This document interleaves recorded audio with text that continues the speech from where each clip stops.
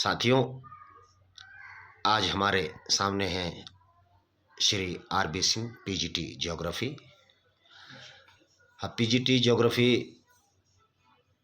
वास्तव में जैसे इनके नाम हैं, काम इनके बहुत अच्छे, और इस शिक्षा के क्षेत्र में देखा है मैंने इन्हें कि ये बहुत मन लगा के अपने काम को अंजाम देते हैं, और इनका सहयोग की भावना भी इनमें कूट कूट के भरी है। जैसा हमने और मदन पाल जी ने इनसे निवेदन किया कि भाई साहब चलो मसूरी चलते हैं, तो उन्हें हमारा निवेदन सहर्ष स्वीकार किया और तुरंत हमारे साथ चले।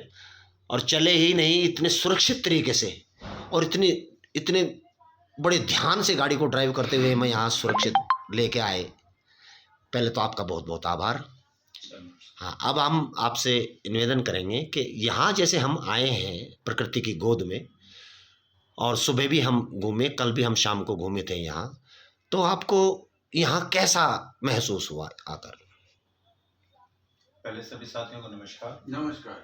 नमस्कार। जैसा कि आपने ये जो प्रश्न मेरे समक्ष रखा है, इस प्रश्न को बड़े छोटे ही शब्दों में समाहित करना बड़ा मुश्किल है, लेकिन जैसा मैं समझता हूँ कि दिल्ली का इस टाइम जो वातावरण है, दिल्ली का जो टेम्परेचर काफ़ी ज़्यादा है, तो हर व्यक्ति की जिज्ञासा होती है कि हम थोड़ा एक ठंडी स्थल पर जाएं जहाँ हमारे मन और शरीर को दोनों को शांति स्थापित हो जाए, हमें सहजता हासिल हो। तो मसूरी आने के बाद हमें ऐसा लगा, जब सुबह मॉर्निंग में हम कैमल वॉक पर गए, तो वहाँ पर जाने के बाद जो हमने अपने वहाँ पर हिमालय पर्वत के दर्शन किए और सूर्य उदय हो रहा था, हिमालय पर्वत चमक रहा था, हमारी आंखें टकटकी लगाए उनको देख रही थी, तो जो ठंडक हमने उस वातावरण से या उस प्रकृति के नज़ारों से जो हमने अंदर अपने समाहित की, उससे मैं गदगद हो गया। मेरे को बहुत अच्छा लगा यहाँ पर आने के बाद। तो मैं कह सकता हूँ कि मसूरी आना एक सुखद एहसास था। बहुत सारी प्रकृति की चीज़ों को मन में बसा के घर वापस लेके जाऊँगा, बहुत अच्छा लगेगा। साथ में जो हमारे साथी लोग यहाँ पर आए हुए हैं, मैं उनका भी बड़ा आभार व्यक्त करता हूँ कि उनके सानिध्य में या उनके साथी थे, क्योंकि हमारे साथी हैं, तो उन्होंने बड़ा विशेष रूप से हमारा ध्यान रखा और उनके साथ में एक अलग ही सुख की अनुभूति मुझे यहाँ पर हासिल हुई। अच्छा सिंह साहब, जैसे आप दिल्ली से चले हमारे साथ जी, और जिस अंदाज से आप लेके हमें यहाँ तक आए, हमें तो वास्तव में बहुत प्रसन्नता है कि इतने सुरक्षित तरीके से और इतने बड़े ध्यान से आप गाड़ी को ड्राइव करते हुए इस पर्वतमाला के सर्वोच्च शिखर तक हमें आप लेके आए। तो आपके मन में क्या भाव चल रहे थे रास्ते में? सर, एक जिम्मेदारी का भाव था। जब हमने एक प्रण कर लिया था कि अब तीनों साथी मसूरी जाएंगे, तो एक जिम्मेदारी का भाव था कि हम सही तरीके से अपने गंतव्य तक पहुंच जाएं। तो जहाँ तक गाड़ी चलाने का सवाल है, तो मैं पिछले 15 वर्षों से मैं पहाड़ों पर आता रहा हूँ। परिवार के साथ कई मेरे यात्राएं संपन्न हुई हैं। तो जब हम लोग साथी लोग आए, तो एक अलग था अनुभव था कि चलो भाई आप साथी लोग हैं, दोस्तों के साथ में हमारा ये ग्रुप है।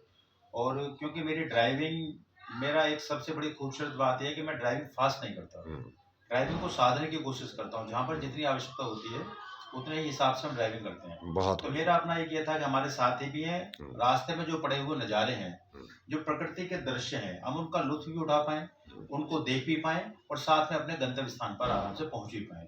और ईश्वर की असीम कृपा से हम लोग ठीक ठाक तरीके से कल यहाँ पर आकर पहुँच गए हैं। तो ये मेरा सौभाग्य है कि मुझे आप जैसे दोस्तों के साथ में आने का मौका मिला। बहुत बढ़िया सिंह साहब, जैसा कि हमने आपके व्यवहार को पहले भी अनुभव किया है और 3 महीने तक हमने आपके साथ समय भी गुजारा है, हमने मदन पाल जी ने, तो वो मुलाकात जो हमारी गहराइयों तक पहुंची थी, शायद उसी का परिणाम है कि हम यहाँ इकट्ठे आए हैं। और अब यहाँ से हम जाएंगे तो क्या भविष्य में क्या सोच रहेगी कि हाँ फिर भी हम कभी दोबारा से कहीं जाने का प्रयास करेंगे? देखिए सर, कोई भी बात बिना किसी कारण के नहीं होती।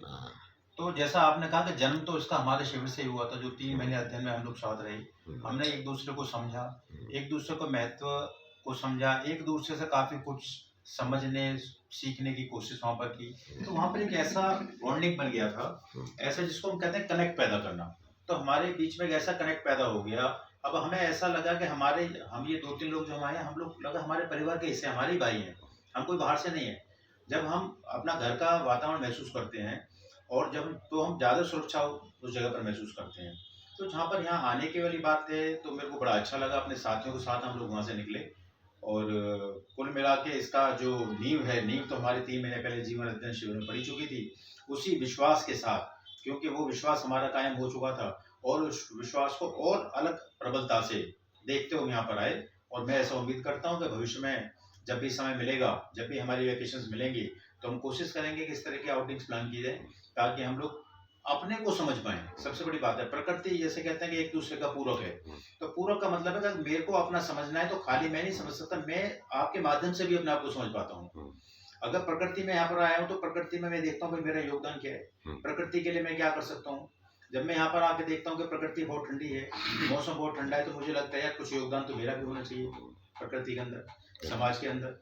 तो जैसा कि अभी हमारे बड़े भाई ने बताया था कि यहाँ प्रकृति में आने के बाद लगता है कि खाली हमारे को प्रकृति से लेना ही नहीं है, बल्कि प्रकृति को कुछ समर्पण भी करना है, कुछ अपनी तरफ से सोशल कार्य ऐसे करने होंगे जिससे हमारी धरती का ताप कम हो जाए। जी। इसलिए हमारे को प्लांट्स लगाने की बहुत आवश्यकता है और पेड़ों को लगाने के लिए हम भी प्रयास करेंगे और हमारी सरकारें भी इसके लिए प्रयास करती आ रही हैं। तो मेरी कोशिश यही रहेगी कि प्रकृति को मेंटेन करने के लिए हम प्रकृति के साथ साथ मिलकर चलें, प्रकृति का दोहन ना करें। जी, सिंह साहब, जैसा कि आपने इस उत्तर में बताया कि अस्तित्व ही सह अस्तित्व है और इस सह अस्तित्व को आप अपने जब यहाँ से जाएँगे परिवार में, जैसा कि हम आपसे पहले भी मिले हैं, बाबूजी से, बाबूजी मीन्स आपके पिताजी से हम मिले हैं और उनका व्यवहार वास्तव में बहुत प्रशंसनीय है और बहुत ही मृदुभाषी हैं। मैडम से भी हम मिले परिवार में और बच्चों से भी मिले, परिवार आपका बहुत अच्छा। तो यहाँ जो सह अस्तित्व वाली बात है, तो परिवार में आप उसको और अच्छे तरीके से कैसे देखते हैं? देखिए, जहाँ तो कोएग्जिस्टेंस की आपने बात की, सह अस्तित्व की बात की, तो सह अस्तित्व तो हमारा पहले से ही रहा है, लेकिन बात होती है समझने वाली बात। अब हमें जब अध्ययन किया तो अध्ययन के बाद हमें पता लगा कि हमारे सुख के लिए जिम्मेदार बहुत सारे अनेकों फैक्टर हैं। अनेकों लोग हमारे समझ बैठे हैं जिनसे हम सुख की प्राप्ति कर सकते हैं, समझने में वो लोग अपना हमारे को मदद करते हैं। तो जब मैं इसकी बात करता हूँ, परिवार में देखता हूँ, तो परिवार में जब जितने भी हमारे परिवार के सदस्य हैं या हमारे ऑफिस में सदस्य हैं या हम समाज में निकल के जाते हैं, क्योंकि छोटी परिवार ही छोटी का ही होता है, तो जब हम उनको समझ पाते हैं तो हमें लगता है कि यार हम उनसे एक्सपेक्टेशन ना करें बल्कि उनको देने का प्रयास करें। या आप ये देखें, अगर मैं 4 लोगों के बीच में बैठा हूँ तो 4 लोगों के बीच में मेरी क्या इमेज है उसमें, या फिर मैं उन लोगों को क्या दे सकता हूँ, आखिरकार मेरी यूटिलिटी क्या है, क्या मैं उन्हीं से काम लूँ या क्या मैं भी उनके काम आ सकता हूँ। तो किसी भी रूप में हम लोगों को ये सोचना चाहिए कि मैं हूँ तो मेरी भी कोई ना कोई उपयोगिता होगी। अगर मैं आया हूँ आपके साथ तो कोई ना कोई तो यूजफुलनेस मेरी है। अगर मेरी है, अगर मैं उपयोगिता को समझ पाता हूँ तो उसके आधार पर एक अच्छा सा संबंध स्थापित मेरा वहाँ पर हो जाता है। जी, जी। क्योंकि जब मेरी अपेक्षाएं बढ़ जाती हैं तो मैं स्वार्थ सेंटर हो जाता हूँ, मतलब सेल्फ सेंटर्ड हो जाता हूँ। लेकिन जब मैं देखता हूँ मेरी वजह से यार आपके लिए मैं किस तरह उपयोगी हूँ, ऐसे ही प्रकृति की बात है, प्रकृति मेरे लिए किस प्रकार उपयोगी है, मैं प्रकृति के लिए कैसे उपयोगी हूँ, परिवार मेरे लिए कैसे उपयोगी है, मैं परिवार के लिए कैसे उपयोगी हूँ। जब ये समझने की कोशिश करते हैं तो हमें समझ में आती है कि यार उस अस्तित्व में हर इकाई अपने आप में स्वतंत्र है और हर इकाई अपने स्तर पर घूम रही है। तो मेरे को लगता है कि सभी इकाइयों को सामंजस्य रखने के लिए हमें उनकी स्थिति को समझना बहुत जरूरी है, क्योंकि कोई भी इकाई यूनिवर्स में जो चल रही है वो टकराती नहीं है आपस में, स्वतंत्र है और स्वतंत्र विचरण करती है। इसलिए हर आदमी अपना अपना कार्य करता है। केवल मन को साधने का यही तरीका है कि मुझे अपनी उपयोगिता को देखना है। अगर मैं अपनी उपयोगिता पर फोकस कर पाता हूँ तो मैं बहुत ही परिवार में, समाज में एक मधुर संबंध बना पाता हूँ। सिंह साहब, मेरा एक अंतिम प्रश्न और है, काफ़ी मैंने समय लिया आपका। इस सुखद यात्रा में जो 3-4 दिन हम यहाँ हैं, मुझे लगता है कि परिवार का इसमें बहुत अधिक रोल है। वो हमारे प्रत्यक्ष रूप से ना सही लेकिन अप्रत्यक्ष रूप से अब भी हमारे सहयोगी बने हुए हैं। उसमें ख़ास तौर से मैं समझता हूँ कि मैम का, अर्थात आपकी पत्नी का, इसमें बहुत ही सराहनीय योग है। और वो आपको आपके इस यात्रा में ही नहीं बल्कि आपकी अनुपस्थिति में आपके पिताजी को और आपके बच्चों को भी बड़े मतलब अच्छे तरीके से वो रख रही हैं। तो आप उनके लिए 2 शब्द अपनी तरफ से क्या कहना चाहेंगे? देखिए, जहाँ तक धर्मपत्नी जी का प्रश्न है, तो मुझे ये लगता है कि मनुष्य को अपने परिवार के साथ एक सामंजस्य स्थापित करना चाहिए हम्म, और हमेशा यही नहीं कि जो कर रहा हूँ तो मैं ही कर रहा हूँ या मेरी वजह से ही हो रहा है। मैं ये परिवार में मानता हूँ कि हर परिवार में जितने भी व्यक्ति हैं उनकी सबकी कोई ना कोई विशेषता होती है। हम्म, तो उस विशेषता को ध्यान में रखते हुए मैं अपनी पत्नी श्रीमती रंजना गौतम जी का बहुत बहुत धन्यवाद करता हूँ हम्म, कि वो उन्होंने शिविर नहीं किया है, लेकिन शिविर ना करने के बावजूद भी हमारी इंटरेक्शन उनसे इस विषय के ऊपर होती रहती है। हम्म, जब इस विषय पर होती है तो वो मेरी खास विशेष रूप से मेरे स्वास्थ्य का ध्यान, मेरी खुशी का ध्यान हमेशा रखती हैं। जब मैं कभी ये प्रश्न रखता हूँ कि भाई मुझे बाहर जाना है, दोस्तों के साथ जाना है, तो कभी भी इस तरह की वो मेरे से मनाही नहीं करती, बल्कि मेरी ज़िम्मेदारियाँ जो मेरे पिताजी घर पर हैं, मेरे 2 बच्चे हैं वो भी घर पर हैं, तो उनकी ज़िम्मेदारी सहर्ष रूप से स्वीकार कर लेती हैं और कहती हैं जाओ आज अपने आप को माइंड में वो रिफ्रेश करके आओ और थोड़ा घूम फिर के आओ, तो मैं पूरी ज़िम्मेदारी उठाने के लिए तैयार हूँ।